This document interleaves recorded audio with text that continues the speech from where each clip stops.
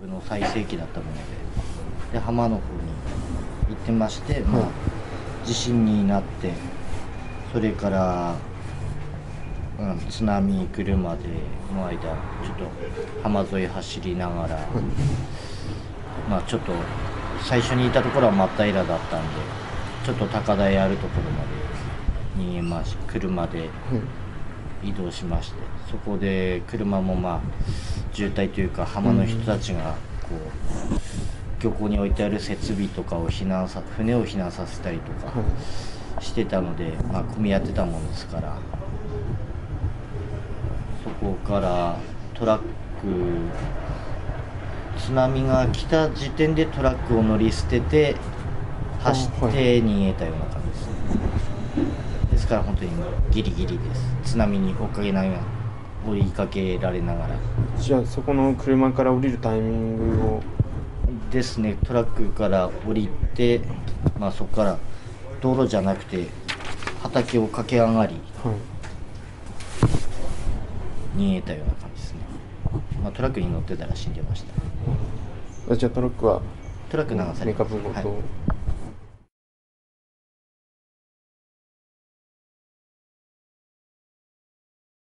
工場、トラック流されて、そこから会社に戻ったら会社も20メートルくらい、海抜から20メートルくらい高いところにあったんで、会社は大丈夫だろうと思って帰ってきたんですけども、戻ったら会社もご覧のような状態になってますから。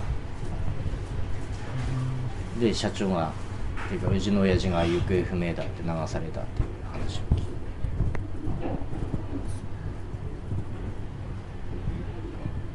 でそこからはもう毎日サバイバル状態が何日か続いて、その中でもすぐにいろんなところから食料やなんかの救援物資が届いたりとか、そういうのがあったり助かりました。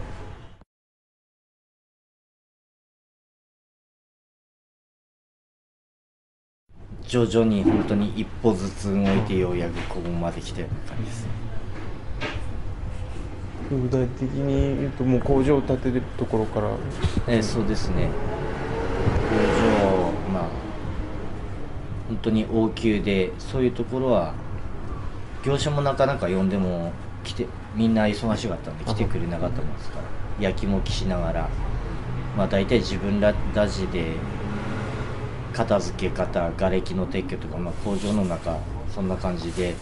トラック中に入って、トラックとか車とかも工場の中に流されてきたりとか、あと機械とかも全部倒されたりしたのは大体自分たちで片付けて、あとそこから機械も整備もやれるものは自分たちでやっ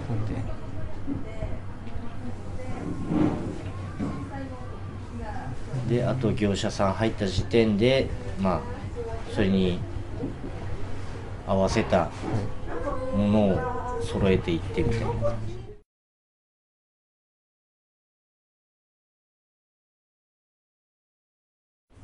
全体的に動きは遅いですよね。遅いです。具体的なビジョンが見えてこない、これだけの災害だったので難しいとは思うんですけども、具体的なビジョンもまだはっきりは見えてきてないので、その辺がやっぱり早く明確な市の方向性っていうのをね、見えてきてほしいところです。こういう屋台村を屋台横丁をやっていくことがゆくゆくのそうですね、ここから本当に始まればいいっていう感じでやってますんで。このここ自体は市は絡んでるんですか？ここも一応市から借り上げてっていう形で、市から場所を提供してもらってっていう形にはなってます。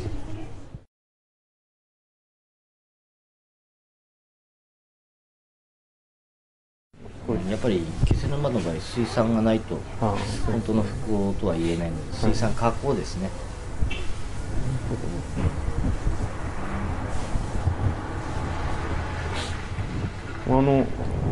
漁港の近くに結構加工工場多いですね。ですからやっぱりそこを支えてるのは気仙沼の場合は水産加工だと思ってます。乗降さんの数とかももう全体の加工場の乗降さんの数入れればよっぽどな数いると思うんで、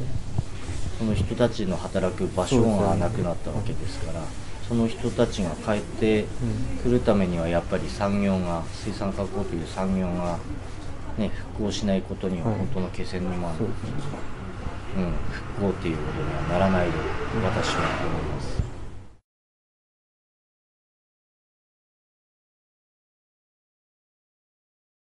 まあ一次産業が一番最初にすぐ復興できるんで、そこをメインにやっていくのは分かるんですが、まあ、ビジョンとして、まあ、加工の方も加工場をどういうふうにまあ、場所も含めてね、どういうふうに復興させていくかっていうのが、やっぱ方向性が見えないとみんな大変だと思うんですね。今までやってた場所はまあ、市で買い上げてその後どうなるんだっていう、買い上げっていう話は出てるとは思うんですが、その後その場所をどうする、どういうふうに、公園にするとかいろんな話はあるんですけどね。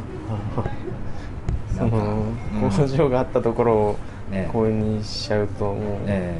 働き場がなくなっちゃいます。そうなんですよ。ですからまあ商業施設は商業施設で、まあ、海沿いじゃないとやっぱ水産加工はできないものですから、できないというか厳しいですから。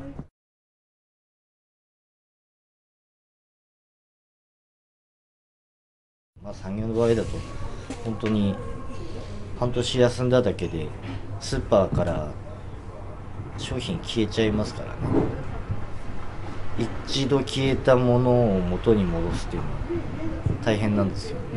スーパーの定番で入ってたものが今まで例えばうちの塩辛がそのスーパーには入ってました、ところが半年間入りません。そしたらスーパーの方では違う業者さんから手配して塩辛を売りますよね。で一度そういうふうに定番に入ってしまうと復活したとして、また置いてくださいって言ってもなかなかそれは難しいんですよね、現実的に。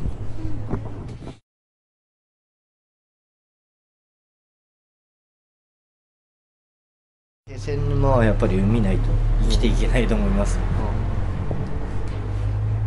やっぱそれがみんな同じ気持ちだっていう、ですね。海沿いのところ、